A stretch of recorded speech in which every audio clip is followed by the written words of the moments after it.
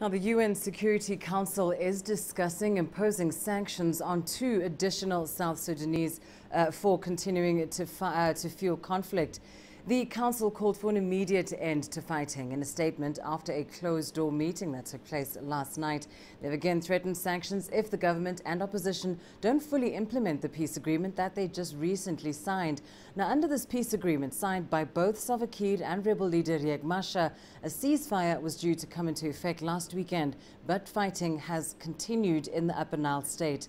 The U.S. has presented a draft UN resolution imposing an arms embargo and targeted sanctions on individuals who block provisions of the peace accord, but that measure has yet to come up for a vote.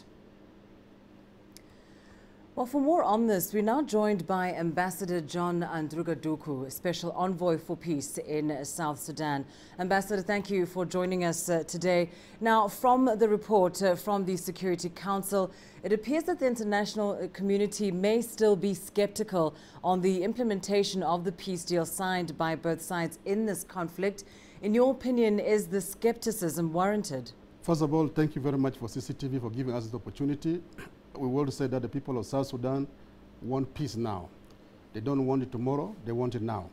In order to have peace now, we want international community and state to help the people of South Sudan to move to the next level from signing to implementation.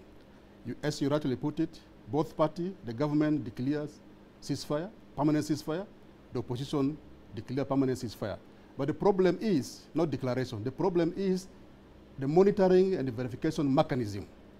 Instead, the Security Council, instead of threatening sanction and all those things, they should put the effort to avail the necessary logistic to have the monitoring and verification mechanism on the ground so that they can be able to pinpoint who is violating this ceasefire. At the moment, they are not on the ground. They are depending on what individual reported. So we are appealing to the United Security Council to move quickly to put in place and support the IGAD so that this monitoring mechanism on the ground to avoid this accusation. I want also to say this. At this particular moment, the people of South Sudan need peace dividend. We expect the Security Council, instead of threat of sanction, should put effort to see that the people of South Sudan get the peace dividend. Because that peace dividend is what is going to sustain the peace, and that's what is going to persuade, if there are people who are against the peace, to see that signing peace has got a benefit, not continual threat.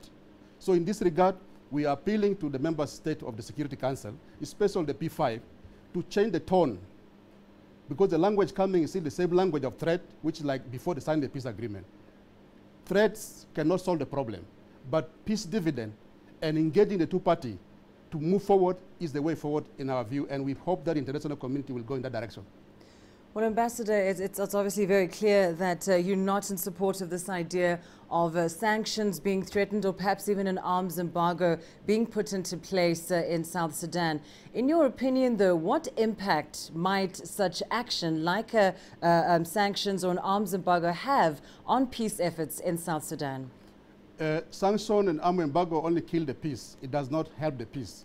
If there are people who think that the sanction will help the peace, they are misguided. Sanction and arms embargo only will harden the position of the party. It does not help the peace. We want to appeal really to those who are in the Security Council, especially the member state, to see that we work for peace dividend. Peace dividend means that let the people of South Sudan be given something to believe that signing peace has got a benefit. The sanction on South Sudan is the sanction will affect the region. For example, look at Kenya now. Kenya and Uganda are trading with South Sudan. Some people thought that when you impose sanctions on South Sudan, it's only South Sudan going to suffer. Economy of the region will be affected. There's nothing called target sanction. Sanction means everything will be affected. So we are saying the language we need now is not really the threat language. We need people should have conciliatory message. President Salva Kiir has taken a bold decision to sign this agreement, despite that there are numerous reservations which are not acceptable to the bulk of the population of South Sudan. But he is now working in persuading the people of South Sudan to work with him to see that this agreement is implemented.